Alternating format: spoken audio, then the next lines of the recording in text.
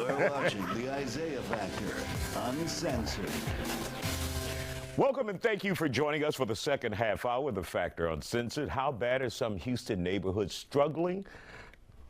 Stop looking at me, Yolanda Jones. Let me get through it first. According to a report from MoneyInc.com, it's not good, Yolanda Jones. The site ranked 18 of the poorest neighborhoods in Texas, and Houston's communities made up nearly half that list, Yolanda Jones. Coming in at number 16, Hiram Clark. Also Sunnyside at 13, Greater Fifth Ward, 11, East End, number 9, Southeast Houston is number 7, South Park lands at number 5, Eastwood number 3, and Acres Home number 1. Joining us to talk about it, Houston City Council member Dr. Carolyn Shabbaz, and already pissed off State Representative and attorney Yolanda Jones. So what's your problem with this list? So my problem is, I don't know who Money Inc. is. There's no peer review because they literally took historically disadvantaged areas where the city doesn't put infrastructure or the county doesn't, and they separated them. So Sunnyside, South Park, Hiram Clark, that's Southeast Houston. There's no neighborhood called Southeast Houston.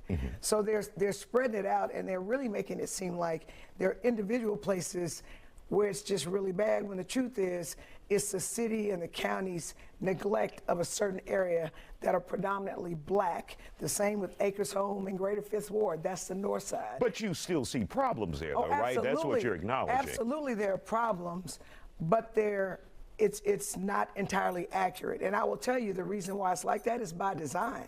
It's by design because the city doesn't put money in infrastructure.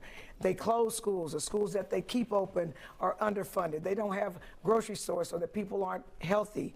They allow illegal dumping. They don't keep those neighborhoods clean. They have dogs everywhere. I mean, Councilmember Shabbaz can talk to you about that, and we both. I used to be on city council trying to get the city to put money into certain areas. They just don't. Listen, people from River Oaks complain. They're going to make sure River Oaks gets the money. And so you notice that none of these areas are areas where there are white people, because it's real easy for them to ignore black and brown communities because they know we don't vote in high number. And so, yeah, I'm just frustrated because they're putting stuff together that shouldn't be together, and we're missing the problem. The problem is the city historically doesn't invest in these areas. All right, council member, your thoughts? I mean, I kind of agree with what she says as to why, but it does exist. And so, and just to be clear, it's not all of Sunnyside, all of Hiram Clark.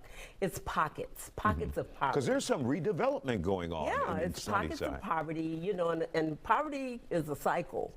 And so certainly, you know, the lack of educational attainment and opportunity with the schools closing and things of that nature, not having the appropriate infrastructure, not having walkable neighborhoods, all of those things contribute to poverty. But again, I don't want anybody to think that we're saying that all of Sunnyside and all of Hiram Clark, but there are pockets throughout the city of Houston, particularly in black and brown communities. And how do we start with addressing those problems? One of the things the representative brought up was city, and county.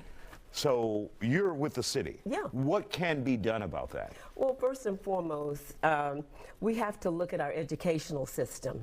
If your educational system is broken, then quite naturally people are not going to pursue or get to higher levels, which could change their quality of life. So we have to look at that. But of course, that's not a city of Houston issue. That's a but nationwide it is problem. Certainly a problem in the city. You know, Yolanda's the former school board trustee.